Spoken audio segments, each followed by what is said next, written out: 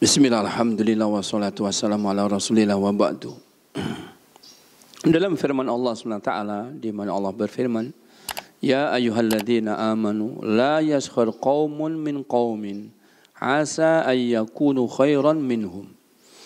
Apakah ini ayat juga termasuk orang yang beriman tidak boleh sukhriyah kepada orang yang tidak beriman? Atau larangan hanya yaitu orang yang beriman tidak boleh sukhriyah bagi orang yang beriman saja? Ayat ini khusus bagi orang yang beriman, sesama orang yang beriman. Kenapa? Karena tidak ada baik sama sekali dalam dirinya orang yang tidak beriman. Makanya Allah menyebutkan, Asa ayyakunu khairan minhum. Kenapa tidak boleh yaitu sukhriyah, tidak boleh melecehkan sesama orang yang beriman? Karena bisa jadi yang dilecehkan lebih baik daripada yang melecehkan. Ketika Allah menyebutkan bisa jadi yang dilecehkan lebih baik daripada yang melecehkan, maka ini menunjukkan, menguatkan bahwa yang dilarang adalah melecehkan sesama orang yang beriman. Kenapa? Karena kalau orang yang tidak beriman tidak ada kebaikannya. Tidak ada kebaikannya.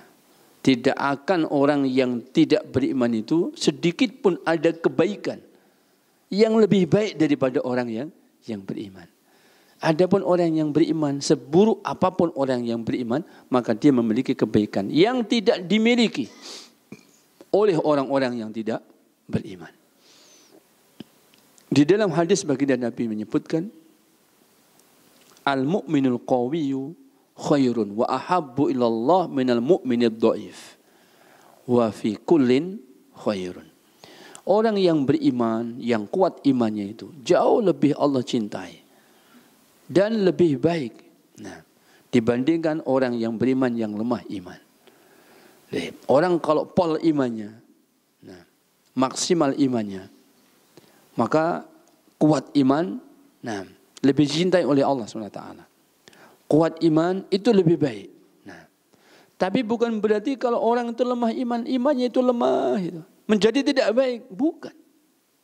Dia tetap baik, kata baginda Nabi, wa fi kullin khairun. Dan pada masing-masing orang yang beriman terdapat apa? Kebaikan. Jadi selagi orang itu masih punya iman, maka selama itu pula dia masih punya kebaikan. Hanya yang tidak memiliki kebaikan adalah ketika orang tak lagi punya iman.